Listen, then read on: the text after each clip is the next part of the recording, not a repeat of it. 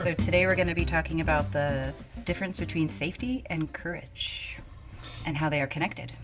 Yeah, absolutely. I think that, we're big believers in, certainly we're big believers in mental health treatment.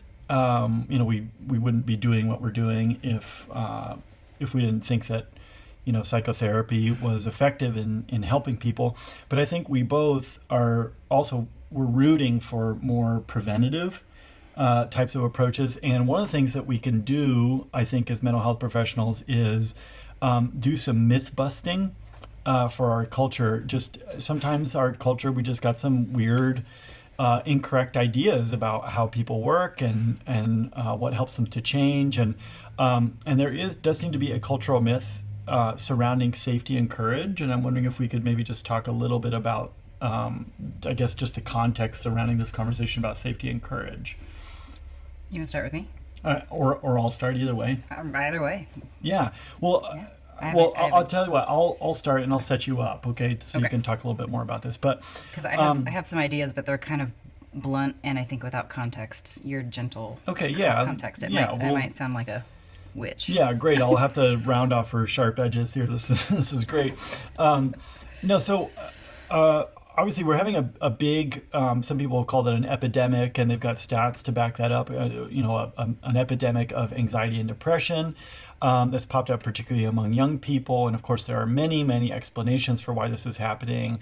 The influence of social media has been kind of the oft-quoted thing there, and maybe we could do some conversation about social media in the future. Ooh, that's a good idea. Yeah, we'll stick a pin in that. But related to, it's a complex problem. And so it would be unreasonable for us to just, lay it all at the feet of TikTok or Instagram or something like that. But another thing that seems to be making a contribution to this is a truly unscientific, just patently untrue idea about anxiety. Anxiety in particular, and depression. Maybe this is another conversation for another time. But it's something like this: that anxiety in and of itself is bad and pathological. And stay away from it.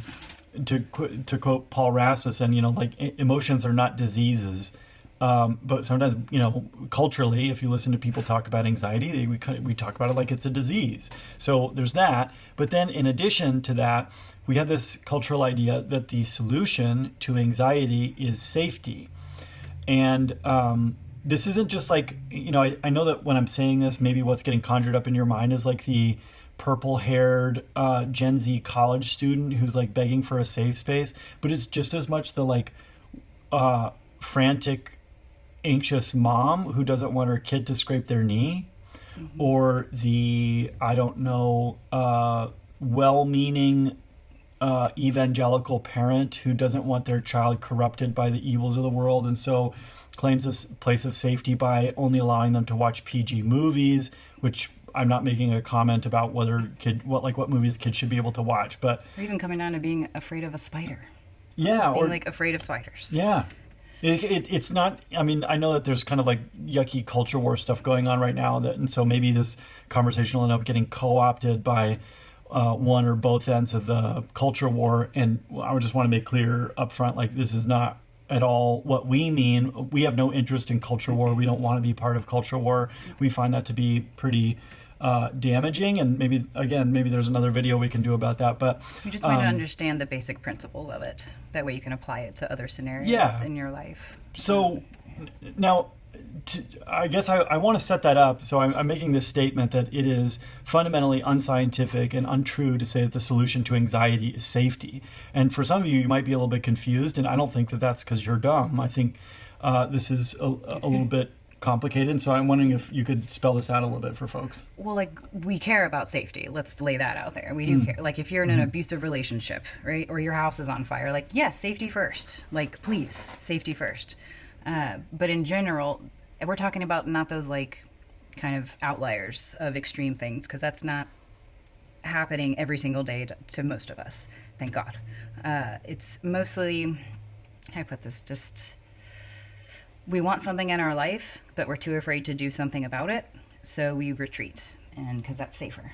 It's a safety in the sense of like, it might suck and it might feel miserable, but it's, since our bodies naturally, when we have anxiety, our bodies are saying, Lindsay, Calvin, what the hell are you doing? Like, we don't go running for 5 miles. What are you doing? It's trying to keep you safe. Like, I like that. But often what it ends up looking like is we're taking the easy way out with safety, not making any movement. Well, and I would just add to this that there is a kind of reinforcing quality to safety, meaning that, let's say that I am, well, to go back to your comment about spiders, right? Which we both had experience. Yeah, I mean, being afraid of I spiders. say this as somebody who, I mean, I'm not like there was a time in which I was arachnophobic, and I don't mean in the way that, you know, most people are like, oh yeah, like spiders freak me out, I'm arachnophobic. I was like legitimately, like, I met clinical criteria for a phobia of spiders. So the idea, right, let's say that I operated on for a long time is like, okay, spiders are scary. They're going to hurt me. I had all these, I mean, if I told you the ideas that I had about spiders, they were pretty unhinged and wild. But I had these thoughts. And then I would see a spider, right? And here are the choices. I either got to kill it or I got to run away. But those are the only ways in which I felt like, okay, this is how I'm going to deal with my anxiety. So then let's say I kill it or I run away. And then, of course, nothing catastrophic happens to me. You know, there's no spiders laying eggs in my mouth and baby spiders crawling out of my mouth, or, you know, nasty spider bites that I have to go to the hospital for, or anything like this. And so then what happens is my body says, whew, thank goodness you ran away from that spider, or that you killed that spider, because otherwise that would have happened. And so now the frightening idea that I have about spiders gets even more solidified, and it's like concrete that's just setting. And so there's that aspect to it too, that it's not so much that we're anti-safety, it's just that safety is a poor solution to anxiety. And it's not just that it doesn't fix anxiety, it makes it worse. And we have decades and decades of research to back this up, that when we retreat from the things that we are anxious about, we get more anxious about whatever those things are that we're pulling away from into some level of safety. Now, there probably is a little bit more that we need to say about safety. So, I was thinking of another example, actually. Like okay, one that we get as therapists a bunch. What's it called? Like homebound or homeschool or virtual school, because their kid feels really anxious going into school. And by and large, we're okay if there's a time limit on it. But generally, how we feel about it is like, is it going to give them the message that we don't think they can handle those challenges of school? Okay, yeah, so there's like a discouraging message behind it. And if we translated that discouraging message into words, how would it read? You can't handle it. You can't do it. So you're right. You probably should stay home, you know? And that's not what we want. Yeah. We're trying to move people into forward action. Well, and this is, you know, I'm reminded of research on attachment that's been done. And when we're talking about parents and like what we would want them to be for a child, for a secure attachment, we want them to be, there's two phrases, a safe haven and a secure base. And when we set our eyes really just on like, okay, I'm anxious and therefore I have to get safe, what we do, and I'm not talking so much about children and parents, but I'm talking about these ideas of safe haven and secure base. All we do is we say, okay, this is my safe haven. This is where I can go and I feel like I'm okay. And this is, of course, not a bad thing. It's just that it's half the equation, because secure base, what that implies is that you move out from the base. You go away from the base, and then there's a sense, oh, and I can return here and be safe. And then I can go out, and then I can return, and I can go out, and I can return. And this is, of course, how we end up treating phobias, actually. So phobias, in one sense, they're hard to treat because it's uncomfortable, but our treatment for phobias is extremely effective. Like it's really, among all mental disorders that we look at, if we're talking diagnostically, they are the most treatable. We have incredibly high success rates in treating phobias. And so what we do, in essence, is we expose people to willingly, voluntarily, we expose them there's consent. to the things that they're frightened of. And then what we do is we help them calm down. So we go safe haven, secure base, and so we move out from that, and we engage with the frightening thing, and then we come back and help them calm down, and then we engage with the frightening thing, and then we calm down. And it's this back and forth that actually over time reduces this anxiety. And all of that movement, courage. Okay, yes. And so this is really our contention, is that the solution to anxiety is not safety, although safety is not inconsequential, but it's not a solution to anxiety. The solution to anxiety is courage. And can you just talk a little bit about what we mean when we say courage? Because maybe people have some certain idea about what that is. You might have a different idea than me, but the first thing I think of when I think of courage, it's like it's activity and movement. There is no courage without movement. That's what I'm trying to say. Sorry, I lost my brain for a second there. The definition that I usually go by is it's like your willingness and the amount of actions you're willing to take to make movement to face life's challenges. And it's more wordy than you feel afraid and you do it anyway, because that's kind of reductionistic, and I don't think that fits as much as your willingness and then the actions you're going to take to go there. Like you're not going to get anything if you don't pursue anything. Like that's like the bottom line is like you have to make movement for anything to change. But people like to stay safe, us included. We have done this because our brains, with the fear and anxiety, it's purposeful. What it does is it tells our bodies, yeah, you might be miserable, but at least you know what's going to happen. It's predictable. It's a predictable suck. At least you know who's going to talk to you, how they're going to respond to you, how your day's generally going to go. Let's just stay here. If I don't have having the courage to be happy, that's really hard. That's really hard because you don't know what the hell your life's going to look like when you start to be happy. People are going to treat you differently. Maybe there's new expectations. So it's like, I get why we retreat back into safety, and I'm just not going to deal with it. But that you're not going to get anywhere. If you don't make mistakes, you're not going to grow. Yeah, I think that's a nice way of thinking of it, where there is this kind of acceptance of, hey, I don't have control of the outcome, but I like your focus on willingness here, but I'm willing to make a try anyways. I'm willing to step out in some level of confidence. I'm reminded of that great scene in Indiana Jones and the Last Crusade. If you haven't seen the film, there's like this amazing scene where he gets to this huge chasm, and somehow he has to cross the chasm in order to find the Holy Grail. And he just looks down, and there's hundreds of, or if not thousands of feet to the bottom of this cavern, this chasm. And he's unsure about what to do, and I believe there's some inscription in his father's journal or something that says something about faith.